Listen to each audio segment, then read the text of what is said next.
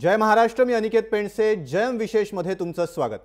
नक्षली चळवळींनी पुन्हा एकदा फणावर काढलाय।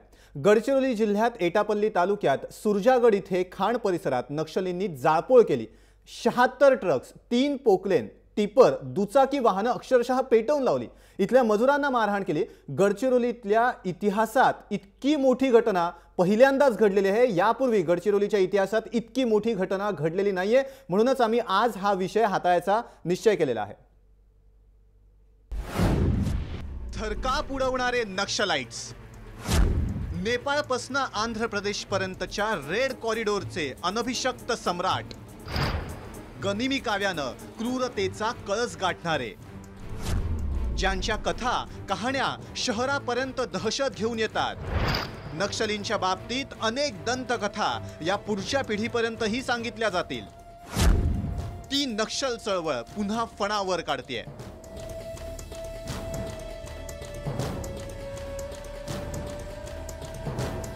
गडचिरोली जिल्ह्यात नक्षलींनी पुन्हा फणावर काढलाय। गडचिरोली जिल्ह्यातील एटापल्ली तालुक्यात सुरजागड इथे नक्षलींनी अक्षरशः धुमाकूळ घातला।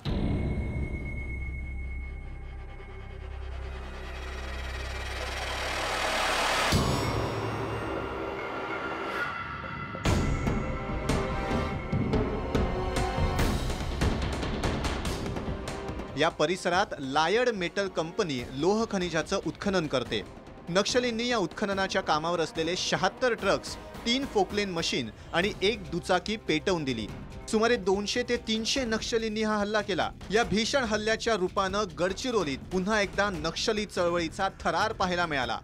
गडचिरोलीच्या इतिहासात इतकी मोठी घटना आजवर घडली नाहीये।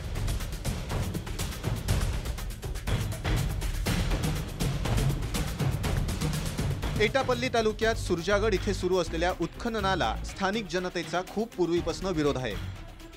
नक्षलींनी स्थानिकांच्या भावना पेटवत या उत्खननाला विरोध केला, मात्र कंपनीकडून उत्खनन सुरूच होतं।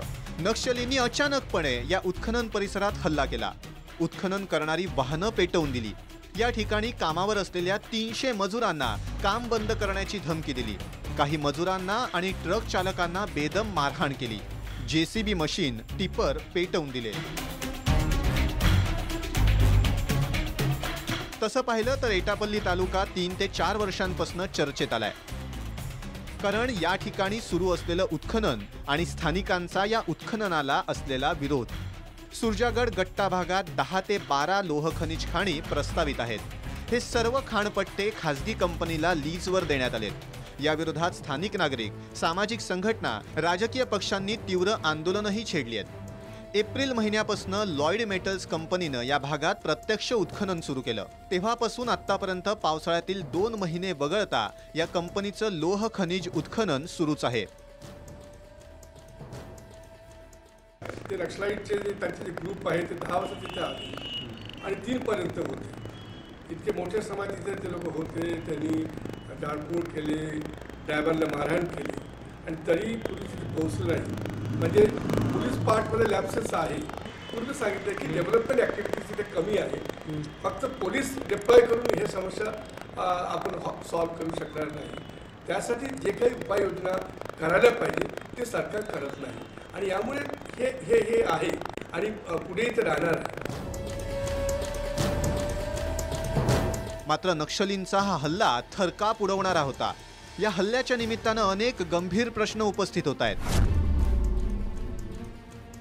एकीकडे पोलीस विभाग सतत नक्षली चळवळ ठेचल्याचा दावा करतंय। 200 ते 250 शस्त्रधारी नक्षली चुरल्याचा दावा करतंय।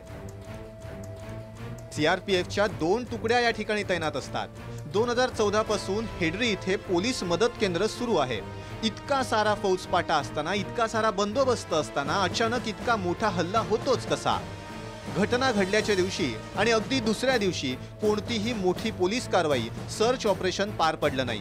ही कारवाई का झाली नाही? ही घटना गांभीर्यानं का घेतली नाही? प्रशासनाची इच्छाशक्ती कमी पडतीये का? असे प्रश्न आता विचारले जात आहेत।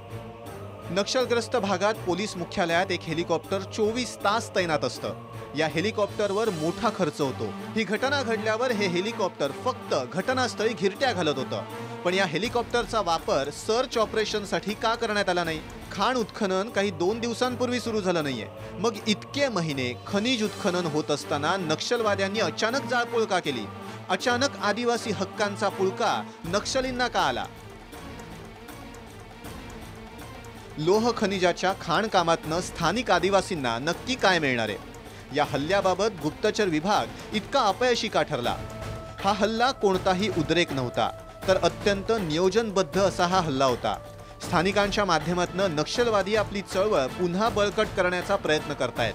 त्यामुळे आता नक्षली चळवळींचा फणा ठेचण्याचं गंभीर आव्हान प्रशासनासमोर उभं ठाकलंय. ब्युरो रिपोर्ट, जय महाराष्ट्र. दरम्यान सुरागड इथल्या या भीषण घटनेवर नक्षलविरोधी अभियानाचे विशेष पोलीस महानिरीक्षक शिवाजी बोडखे यांच्याशी बातचीत केली आपले प्रतिनिधी तुषार कोहळे यांनी.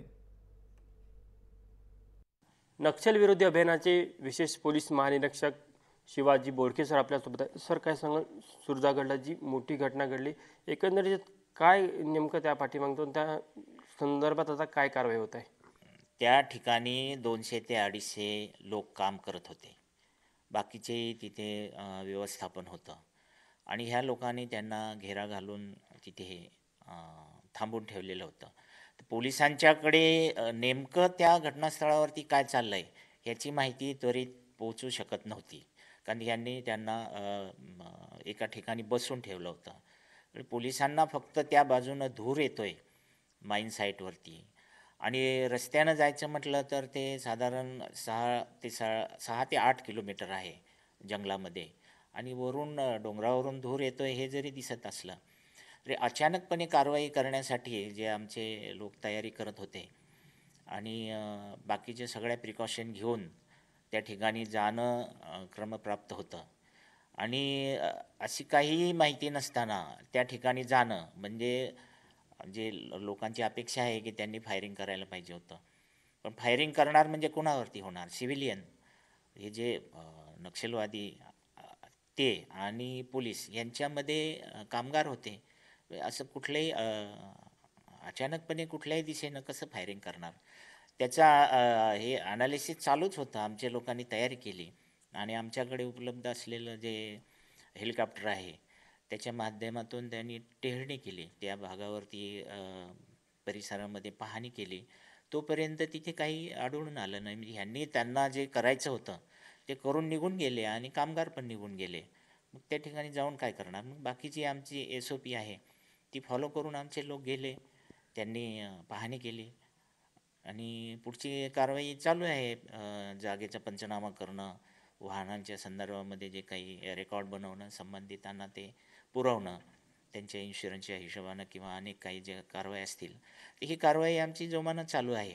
पोलिसांचे अभियान सातत्यानं मिळणाऱ्या माहितीवर आधारित चालूच असतात. गावभेटी चालू असतात. वेगवेगळ्या ज्या आमच्या कारवाया आहेत त्या सतत चालू असतात आणि त्यामुळे याच्यात खंड पडणार नाही. उलट आम्ही आणखी सतर्कतेनं, आणखी आक्रमकपणे आमच्या अभियानाची राबवणी करणार आहोत. कॅमेरामॅन दिनेश सातपुतेसह तुषार कोहळे, जय महाराष्ट्र न्यूज, नागपूर. दरम्यान सूरजगडच्या घटनेच्या निमित्तानं गडचिरोलीतला नक्षलवाद संपला नाहीये, आजही कायम आहे हे अधोरेखित झालंय. फरक फक्त इतकाच पडलाय की काळानुसार नक्षलवाद्यांच्या स्वरूपात, कार्यशैलीत बदल झालाय, पण जनमानसात नक्षलवादाची दहशत मात्र कायम आहे.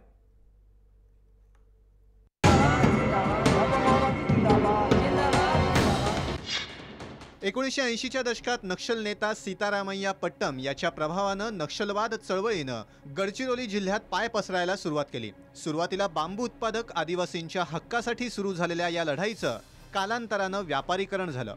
सरकारी ठेकेदार, तेंदूपत्ता व्यापारी, पेपर मिल, खाण व्यापारी यांच्याकडून मोठ्या प्रमाणावर खंडणी वसुलीला सुरुवात झाली. खंडणी न दिल्यास जाळपोळ, अपहरण, हत्यासत्र सुरू झालं. आदिवासींमध्ये दहशत पसरवण्यासाठी पोलिसांचे खबरे म्हणून अनेक निष्पाप आदिवासींचे गळे चिरले गेले. तरुण आदिवासी मुलामुलींना जबरदस्तीनं चळवळीत ओढलं गेलं. अशा प्रकारे गडचिरोली आणि आजूबाजूच्या परिसरात नक्षलवाद फोफावत गेला. यांना दोन्ही गोष्टी करायच्या आहे की याच्यातून 2 संदेश द्यायचे आहे. बाकी ठिकाणी ह्या एका कारवाईचा त्यांना देशभर त्याचा फायदा घेता येतो. कारण यांचे अशा प्रकारे हेही करू शकतात, आपलं अस्तित्व दाखवू शकतात. कारण देशामध्ये वेगवेगळ्या ठिकाणी दुर्गम भागामध्ये कामं चालू आहे, तर त्याच्यासाठी हा संदेश असू शकते. नंतरच्या काळात या भागात अनेक दलम तयार झाल्या. अनेक नक्षल नेते, दलम कमांडर्स तयार झाले. नवीन नक्षल नेत्यांनी काळानुसार स्वतःला बदलून घेतलं, नवीन तंत्रज्ञान आत्मसात केलं. आक्रमकतेपेक्षा कॉर्पोरेट स्टाईल कामाला प्राधान्य दिलं गेलं.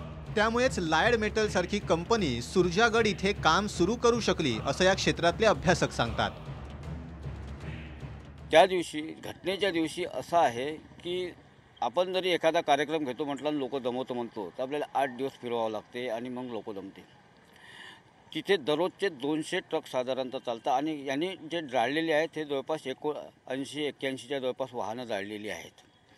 एका वाहनावरचे जरी दोन लोक धरले तरी तिथं 160-162 लोक होतात आणि बाकीचे त्यांचे लोक किमान तिथे 200 तरी लोक असावे. आणि ह्या 200 लोकांचा प्रतिबंध करता यावा, त्यांच्यावर प्रभावी होता यावं, अटॅक करता यावं, यासाठी यांना किमान नाही काही तर 400 ते 500 लोक जमावं लागले होतं. आणि हे 400 ते 500 लोक हे स्थानिक आजूबाजूच्या गावातले असावे, तेच त्यांनी जमवले असं. तर हे 400 ते 500 लोक तिथं जमवले कोणी, हाही एक मोठा प्रश्न आहे तिथे. दंडकारण्यामध्ये माओवाद्यांकडून होणाऱ्या कुठल्याही मोठ्या घटनांची माहिती या दंडकारण्य झोनल समितीला देऊन समितीच्या परवानगीनंतरच घटनेचं नियोजन केलं जातं. सुरजागड लोह खनिज उत्खननासंदर्भात घडणाऱ्या प्रत्येक घडामोडीवर गेल्या काही वर्षांपासून दंडकारण्य झोनल समितीची नजर होती. माओवाद्यांच्या केंद्रीय समितीचा सदस्य भूपती उर्फ मल्लोजुल्ला वेणुगोपाल याच्या मार्फत लोह खनिज उत्खननासंदर्भात घडामोडी केंद्रीय नेतृत्वापर्यंत पोहोचत होत्या. घनदाट जंगलात होणाऱ्या उत्खननानं माओवाद्यांच्या वरिष्ठ नेतृत्वात अस्वस्थता होती. त्यामुळे या घटनेसंदर्भात चर्चा झाल्यानंतरच दंडकारण्य झोनल समितीनं या घटनेसंदर्भात संमती दिल्याची शक्यता वर्तवली जाते. आता सगळ्यांचं लक्ष पोलिसांच्या तपासाकडे लागलंय की पोलीस या प्रकरणानंतर नेमकी काय कारवाई करतात आणि या घटनेत कोणकोणत्या दलम नेत्यांची नावं येतात. गडचिरोली जिल्ह्यातील नक्षलवाद कमी झाल्याचे दावे सरकारकडून केले जात आहे, पण हे दावे फोल असल्याचे या घटनेवरून स्पष्ट होते. त्यामुळे नक्षलविरोधी अभियानाच्या पोलिसांच्या संयुक्त मोहिमेला खीळ देण्यापेक्षा ही मोहीम आणखी जोमाने वाढवण्याची गरज आहे. कॅमेरामॅन दिनेश सातपुतेसह तुषार कोहळे, जय महाराष्ट्र न्यूज, नागपूर. दरम्यान नक्षली हैदोस फोफावण्यामागे सरकारची चुकीची धोरणं कारणीभूत असल्याचा आरोप नक्षलविरोधी अभियानात काम करणाऱ्या भूमकाल या संघटनेचे सचिव अरविंद सोवनी यांनी केलेला आहे. त्यांच्याशी बातचीत केली आपले प्रतिनिधी तुषार कोहळे यांनी. नक्षलवादाविरुद्ध काम करणाऱ्या भूमकाल संघटनेचे सहसचिव अरविंद सोनी आपल्यासोबत आहे. अरविंदजी, काय सांगाल, सुरजागडची जी घटना आहे त्या घटनेकडे तुम्ही कशा प्रकारे बघता? नक्षलग्रस्त भागामध्ये नक्षलवाद्यांचा जिथे त्यांची ताकद चांगली आहे अशा सर्व भागांमध्ये त्यांचा खाणींना विरोध आहे हे सर्वांनाच माहिती आहे. त्यामुळे कुठलेही खाणीचं काम सुरू झालं की त्या विरोधात अशा प्रकारची जाळपोळ आज किंवा उद्या होणार हे अपेक्षित आहे. त्याच्यामध्ये काही खूप नवल अशी ही घटना नाही आहे. पण ज्या प्रचंड मोठ्या प्रमाणावर ही घटना झाली, तब्बल 80च्या वर ट्रक आणि मशीन इथे जाळण्यात आले, हे विस्मयकारक आहे. याचं कारण असं की महाराष्ट्र पोलिसांनी वेळोवेळी नक्षलवाद कमी होतोय असे दावे केलेले आहेत. त्यामुळे एवढी मोठी घटना घडते हे पहिलं आश्चर्य. दुसरा प्रश्न असा पडतो की एवढी मोठी घटना घडल्यानंतर 24 तास उलटून गेल्यानंतर सुद्धा जिल्हा पोलीस त्या संदर्भात कुठल्याही प्रकारचं ऑपरेशन, कुठल्याही प्रकारची कारवाई सुरू करू शकत नाहीत.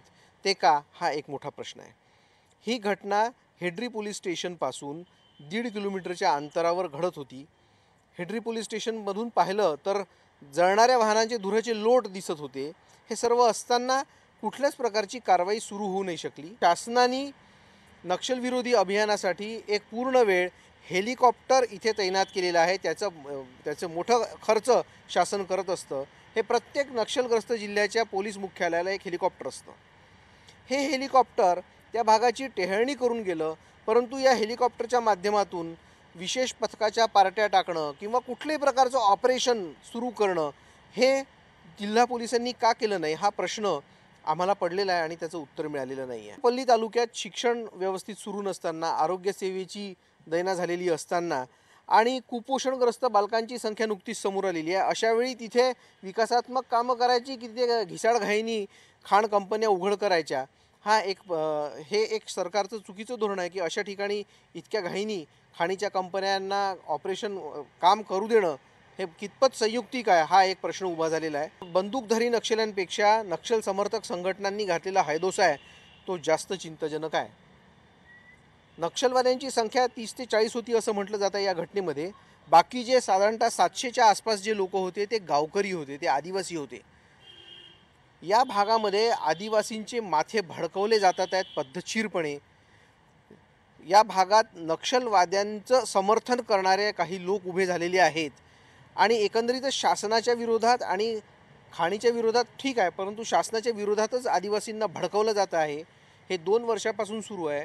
तर आजचे जे जिल्हा अधीक्षक आहेत, यांच्या आधीचे जे जिल्हा अधीक्षक होते संदीप पाटील, यांच्या नजरेत आम्ही वारंवार एटापल्लीतलं गंभीर वातावरण त्यांना नजरेला आणून दिलं होतं, परंतु त्यांनी त्याची गंभीर दखल त्यावेळी घेतली नाही। त्यावेळी गंभीर दखल घेतल्या गेली असती तर आज अशा प्रकारची परिस्थिती कदाचित निर्माण झाली नसती। तर आपण बघू शकतो की या सर्व प्रकरणाला अनेक असे अँगल आहे, त्या सर्व अँगलने विचार करण्याची गरज आहे आणि कुठेतरी सरकारचं जे धोरण आहे ते कुठेतरी चुकतं। त्यातलाच हा एक परिपाक म्हणावा लागेल की अशा घटना घडतात पण पोलीस कोणतीही कारवाई करू शकत नाही। कॅमेरामॅन दिनेश सातपुतेसह तुषार कोहळे, झे महाराष्ट्र न्यूज, नागपूर। तर आपण पाहिलं नक्षली चळवळ फोफावते, पुन्हा फणावर काढते। आता ती ठेचण्याचं मोठं आव्हान सरकार समोर असेल। जय विशेषमध्ये वेळ झाली इथेच थांबण्याची। ताज्या अपडेट्ससाठी तुम्ही पाहत राहा जय महाराष्ट्र।